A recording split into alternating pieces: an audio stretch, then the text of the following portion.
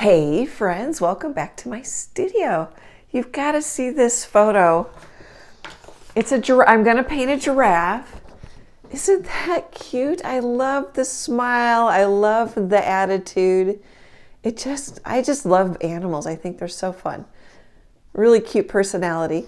I'll link this photo reference in the video's description. It's on Unsplash. I'm going to paint it small. I've done some bigger giraffe paintings, not for quite a while. I'm going to paint it on a 5" by 7" cradled wood panel from US Art Supply, 1.5" thick. I've got clear gesso on it. Okay guys, let's have some fun.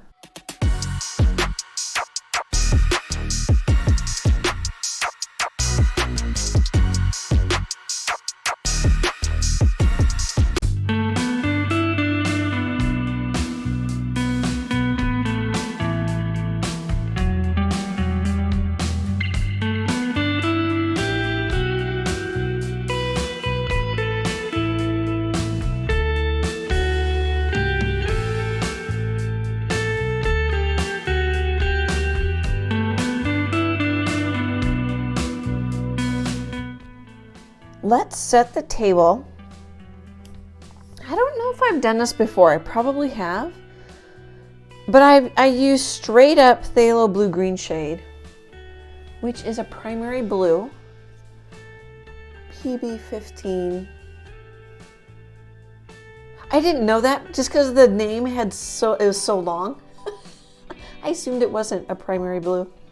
It is transparent, quite transparent, which is nice for clouds. But I also used it for the background.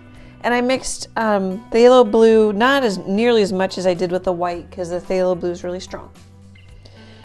And then I used this brush. It's a 3/4 inch flat brush from Royal and Langnickel. And I did my sweeping sky. I'll link, I've got a really popular cloud video. I think it's titled The Best How to Paint Clouds. I'll link it in this video's description. It's also, if you just look on my channel homepage, it's the most popular video. Which is nice because it kind of sets me up for hints of clouds in the background, especially here. Since we're looking up, I'm taking cues from the reference photo. I mean, we're looking up into the sky, so I really don't have, I have it dark here and dark here. Because as you look up, the sky is bluer. As you look across the horizon, it has more atmosphere and it'll look, it can change color, but it'll look lighter. Not always, you probably can find an exception to that. And then I took this Filbert, it says number 12. It was super cheap on Amazon. The brand is ZHUTING. I really like how cheap they are. The wood handles swell easily, even though I don't leave them in water, and the paint can crack and chip if that bothers you. And I put a little matte medium in my light blue mixture. Where's my matte medium? Oh, here. You can use just water. You can use glazing medium. I like it because it's matte. So when I photograph it or scan it in on my scanner, I don't have any shiny spots. And I made clouds. And if I were to try to do this again, I like these clouds. They always turn out different. They take on a life of their own every time I paint them. And I painted with, I don't know. It's a light blue. That's kind of a medium light blue. Just to sneak up on where the clouds might be going. And then I mixed some white and some of my blue for an even lighter blue and put in some highlights. A lot of times I'll use white. I didn't use white because, this is really setting the table. I'm going to use white or almost white for the rim of that ear. Here too. I think I might use yellow white in here, a slightly warm white. I'm going to want to use white in a few, like right here, although I don't think that'll be a problem. Over here it's darker. So I didn't make my clouds white. I like saying white. So I can use it here on this ear. I'm going to call them my favorite colors. I've been using them for quite a while now, if you've been following me on YouTube. And sometimes I switch them out a little bit. But so I have phthalo blue green shade. That's a heavy body. The rest are going to be basics. I'm going to use quinacridone magenta for my red. And then sometimes I use primary yellow, but this time I'm going to use cad yellow medium hue just because I have more of it in my studio. This one's almost gone.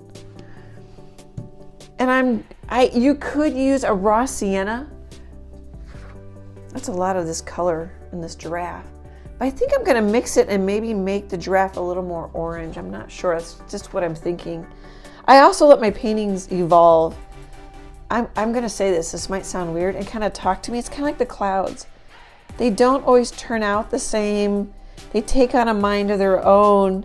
But I scribble them on really light and transparent and then build them up. They evolve. Hopefully that makes sense. It doesn't sound weird. It might sound weird. I'm gonna let this dry, have some dinner, and then I'm gonna use that reference photo I just flashed on screen. I'm gonna cut it out and use it as a traceable. This is opinion. I like using the photo as a traceable because I actually get to know this giraffe a little bit better. I'll see the shapes better. I don't use my own traceables very often because I just, like I don't know if you can see it, but like there's a little curve to the mouth that I might miss in a traceable. Do you know what I mean? So I think it's good to get to know what you're painting by tracing it. Okay guys, I'll be back in a bit.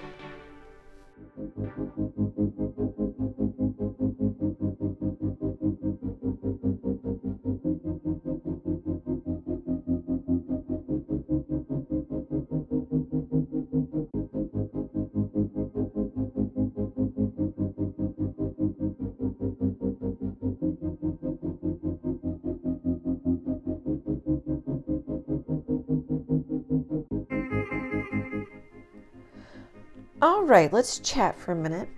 I've got all my colors out.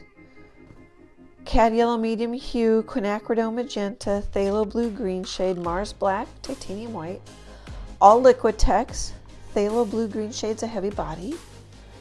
I traced the giraffe onto my clouds, which I really like them. I can always make them brighter if I need to. Let's see what else. So I am painting shapes and values that I see. I'm going to call this, well, this is actually the nose, but the nose mouth area might need to be warmer and lighter over here. I put some white in just to see the value. You know, it might be okay. I need to keep working on it. So I using this little #1 round from Princeton. So it's going slow. Gosh, I've been working on this 2 hours. Not a lot's done. The eyes, I just put blue in so far. They have, they have quite a bit of blue reflected in them. I think you can see that. But they definitely need to be darkened and things. But you can see I'm painting the shapes. Shapes and values closest as I think they are. This light rim on the mouth I think will need to be darker, but I can come over with some little fun hairs, fur. I decided to mix a really light yellow, and I'm thinking of keeping the white up here. I can put a little white here. And then I think you can kind of see. So one layer of yellow lets some of the blue come through. That has 2 layers right there. Yeah, I don't know if you can see it that well. This is a little more yellow in that mixture, 1 layer, and then I put white over it. So you can get some subtle shading that way. Okay. So I'm focusing on, it's to me like a paint by number. I'm painting, you know, that shape looks white to me in the reference photo. So that shape, here, look at it closer, is that shape. And then I mixed up purple, a very little phthalo blue to quinacridone. Start with the quinacridone as your puddle. Phthalo blue is really strong. And then I thought just for fun, I might cover this up. I might not make it so colorful. We'll just see as we go. Oh, and I mixed a red brown and a yellow brown, which is fun. Gives me some choices. I do see that here. Maybe you can see it better in the iPad. I gotta unplug it. Yeah, I think you can. Looking for something to point with. To me, this looks red or brown. And then like this one looks more brown. And that's a cooler brown. Whereas this looks pretty yellow over here. I might glaze it with yellow. I don't know. I'm not too far off. Okay, guys. I'm hoping some of those comments help. If I keep it up with this teeny brush, it's going to take me quite a while to paint this one. But that's okay. I'm enjoying it. I'll be back in a bit.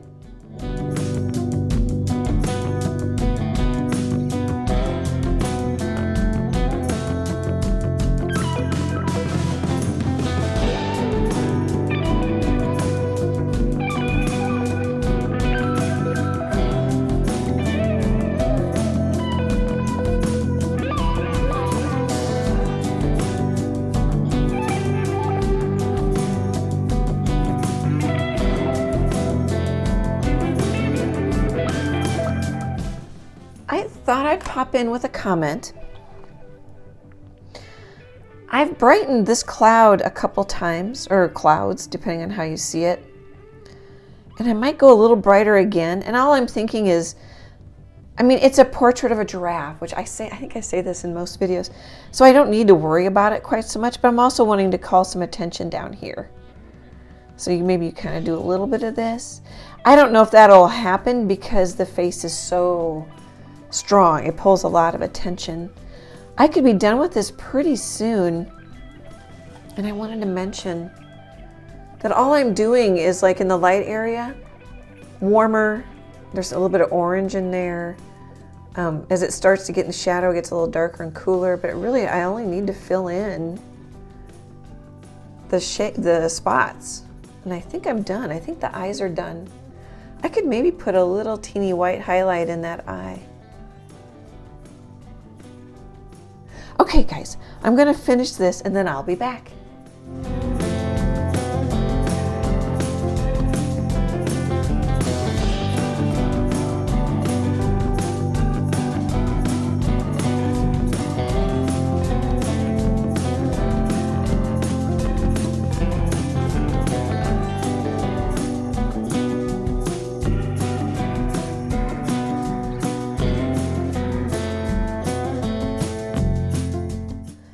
Okay, guys, I'm done. Let's see. I'm not sure where to start, so let's just do a screenshot. I dripped a little water on it. This is at least the third day working on it, so I'm thinking about 6 hours to paint.